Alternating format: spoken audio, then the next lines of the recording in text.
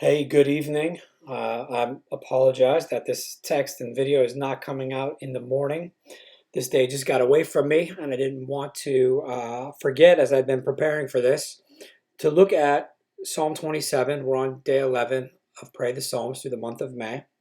So let's read this psalm together. Psalm 27. The Lord is my light and my salvation, so why should I be afraid? The Lord is my fortress, protecting me from danger, so why should I tremble? When evil people come to devour me, when my enemies and foes attack me, they will stumble and fall. Though a mighty army surrounds me, my heart will not be afraid. Even if I am attacked, I will remain confident. The one thing I ask of the Lord, the thing I seek the most, is to live in the house of the Lord all the days of my life, delighting in the Lord's perfections and meditating in his temple. For he will conceal me there when troubles come. He will hide me in his sanctuary. He will place me out of reach on a high rock. Then I will hold my head high above my enemies who surround me. At his sanctuary, I will offer sacrifices with shouts of joy, singing and praising the Lord with music. Hear me as I pray, O Lord. Be merciful and answer me. My heart has heard you say, "Come and talk with me." And my heart responds, "Lord, I am coming."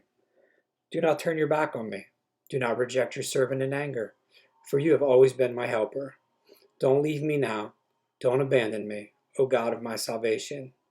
Even if my father and mother abandon me, the Lord will hold me close. Teach me how to live, O Lord. Lead me along the right path, for my enemies are waiting for me. Do not let me fall into their hands, for they accuse me of things I've never done. With every breath, they threaten me with violence. Yet I am confident I will see the Lord's goodness while I'm here in the land of the living. Wait patiently for the Lord. Be brave and courageous. Yes, wait patiently for the Lord. So we see a lot of things happening here in this psalm. He starts out with God being his light and salvation, and why should he be afraid? And then he starts to talk about his enemies and the role that God is playing in his life. So I encourage you to go back through and to think about, read it 2, 3, 4 times. What words have stood out to you, and why do you think that is? For me, the word confident came out. It's in verse 3. It's again in verse 13. 2 times the word confident. He uses it in the context of, even when I'm attacked, I will remain confident. And then he says, even though, verse 12, his enemies accuse him of things he's never done, and every breath they threaten him with violence, yet I am confident. His confidence isn't in himself. We can see that clearly from the psalm. His confidence is in the Lord. So how do we pray when we're afraid, when we're dealing with fear? Because he ends this, he repeats the same line, wait patiently for the Lord, twice. And a lot of times that in use of the same phrase or sentence is, bookending. So what's in the middle kind of gets highlighted. So he says, wait patiently for the Lord. Be brave and courageous. Yes, wait patiently for the Lord. And oftentimes I think we come to God, we're in situations we're not brave or courageous. We are fearful and worrisome. That's our reaction a lot of times. It's our response to things. So how can we be brave and courageous?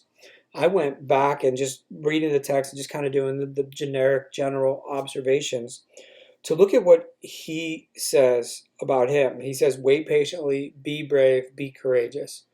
What does he say about God in here? And using the words my, like he's taking possession of, this is my God. He uses the words my light, my salvation, my fortress, my helper. God is my light, right? He shines down, exposing what's in the darkness, allowing me to see, not allowing anything to be hidden from me. He is my light. He's my salvation. He's the one who saves me. But not only does he save me, he's my fortress. He protects me. That my mind thinks of, fortress, big stone castle, can't penetrate it. Those that are inside are very safe. So not only does he save us, rescue us, but then he protects us as our fortress, and he's my helper. He just doesn't leave us in a safe place after he saves us, but he walks with us. He journeys in this life with us. And I think if we can see God in those ways, and I think this is one of the things that the Psalms do for us, is help us to see God differently, maybe more than we normally would. Do we think of God as being my light and my salvation and my fortress and my helper? Because I think if we can see God in that way and we rely on him for those things, then we can say, in the midst of a fearful situation, I can wait patiently. I can be patient. Even though my body wants to be anxious, my mind wants to be anxious, I can be patient. I can be brave and I can be courageous because my confidence is in God. So I encourage you to look through that text, find things that you can thank God for, find something that you need to confess to God where you've fallen short, and then find something that you can ask him for. I look forward to seeing you tomorrow, day 12. We are going to look at Psalm 32. Thanks for joining me. I will see you tomorrow.